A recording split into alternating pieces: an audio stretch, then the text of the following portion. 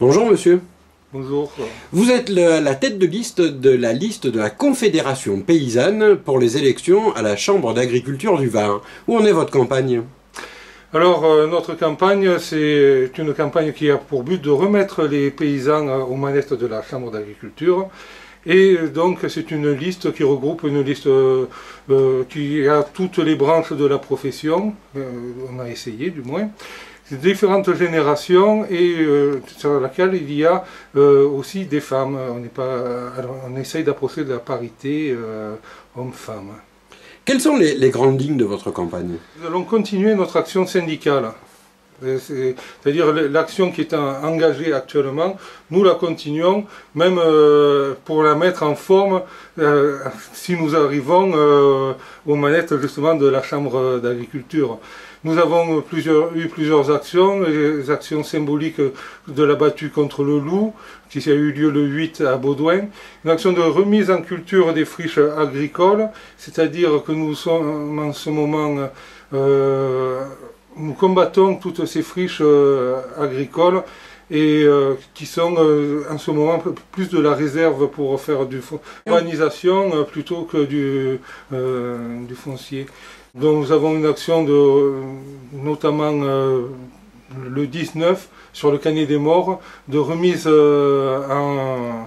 en culture de parcelles de 36 hectares qui sont dédiés à un écopole sur laquelle devrait s'installer la Chambre d'agriculture actuelle, FDSEA, donc nous nous opposons à cette vue de l'agriculture actuelle telle que c'est menée. Quelle est votre position à la Confédération sur les gaz de schiste? Nous sommes opposés à cette manière de voir, et puis de toute manière, on pense que l'on pourrait trouver une énergie autre, alternative, hein, qui puisse dont on puisse se servir. Les gaz de schiste, c'est vraiment le dernier recours quand on aura raclé les fonds de tiroir. Il y a un autre sujet qui turlupine les Varois, c'est le sujet de la LGV. Alors la LGV, dès le début, nous on a été contre. Et tout à fait opposé, c'est une... Mais pourquoi? Alors, d'abord, parce que le Var n'a plus, à presque, on va dire 10% de terres agricoles, hein, dans le Var. Donc il y a 90% de terres autres, ils pourraient passer ailleurs, à mon avis. Hein. Bon, ça c'est une plaisanterie. Mais à mon avis, nous sommes contre parce que déjà ça va manger 2000 hectares de terres agricoles. Et en plus des 2000 hectares de terres agricoles, cela va détruire le paysage, ça va scinder, parce qu'en réalité, moi il me semble que c'est plus que ça va détruire sur plus large que l'emprise que ça prend. Et puis, pour gagner 10 minutes entre Toulon et Nice, je n'en vois pas l'intérêt. Mais nous, par contre, on n'est pas contre le train, on n'est pas contre la modernité.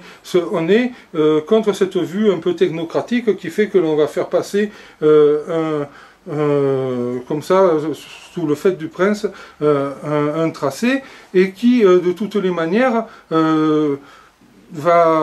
arrange qui si ce n'est que certaines personnes qui poussent à cette LGV. Parce que cette LGV, on y avait tordu le cou, elle réapparaît là. Hein. Elle réapparaît sous d'autres formes. Et cette LGV, derrière, il y a un lobby très puissant, hein, qui s'occupe des autoroutes actuellement, qui s'appelle Vinci. Hein, et qui s'occupe de tout l'espace public, qui est en train de prendre tout l'espace public que l'on a et qui normalement appartient aux citoyens, il n'appartient pas à être privatisé de la sorte. Hein. Déjà ça. Ensuite, nous sommes pour un maillage. Un maillage, nous ne sommes pas contre le train, au contraire, on préférerait qu'il y ait des TER, que l'on puisse aller d'une manière... économique de partout sur le département sans avoir trop touché les voitures, puisque un jour ou l'autre on va se retrouver avec justement de l'essence qui va être très chère et qu'on n'arrivera pas à suivre. Évoquons, si vous le voulez bien, le sujet de la PAC qui va être renégociée en 2014. La position de la Confédération sur ce sujet-là? Alors la PAC, la Conf est pour la PAC. Je veux dire, et la PAC, dès la première, je veux dire, dès que l'on démarre une activité, hein, c'est une aide dont souvent les petites et moyennes exploitations ont besoin. Dire, actuellement, on voit des gens, il y a un plancher actuellement, et par contre, il n'y a pas de plafond. Hein. Il y a des gens qui touchent 300 000 € de PAC, d'aide PAC. Ce n'est pas, et ce sont des gens qui, finalement, ce n'est pas une aide, c'est une prime. Quand on aide des gens qui n'ont pas besoin d'aide, ça devient des primes. Ce qu'on veut, c'est que ce soit vraiment des aides à l'actif, des aides qui démarrent, qui soient là pour soutenir les exploitations agricoles dès qu'il commence à y avoir une production. Voilà. La PAC, justement, il y a beaucoup aussi de secteurs qui sont en dehors de la PAC. La viticulture, les maraîchers, qui touchent presque rien, et l'horticulture, qui en aurait bien besoin.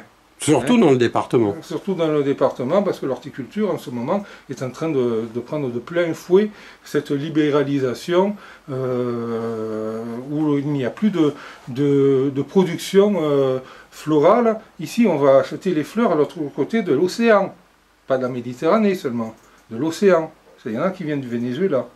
Un avion chargé de fleurs, ça pèse rien. Mais par contre, on en met dedans. Hein. Si vous étiez président de la Chambre d'agriculture du Var, si vous étiez président, qu'est-ce qui changerait? Mais déjà, la Chambre, elle serait à la proximité, déjà, ce seraient des paysans qui seraient aux manettes. Si moi j'étais président, président, ce seraient des paysans qui seraient aux manettes. Donc c'est une chambre de proximité. Hein. Aujourd'hui, c'est pas le cas?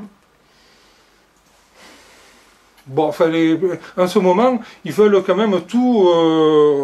C'est un peu un problème jacobin. Ils veulent tout recentrer à un seul endroit, je veux dire, notamment au Canet des Morts. Et je veux dire, le cas de la proximité, je ne veux pas aller contre. Un travail a été fait, mais à nos vues, il n'est pas suffisant. Hein. Ce que je veux dire, c'est nous, on aurait plutôt des antennes, on verrait la chambre plutôt itinérante, avec des antennes de proximité, hein, où quand il y a un problème, mettons, pour faire les dossiers PAC avec les éleveurs ne peuvent pas se déplacer quand ils veulent. De plus, souvent, faire les dossiers PAC, c'est payant. Hein. Nous, on est pour la gratuité des prestations de services qui sont offertes par la Chambre. Ouais. Elles ne sont pas offertes, nous les avons payées une première fois par nos impôts locaux. Donc, si on nous les fait payer une seconde fois, c'est pas très normal. Hein.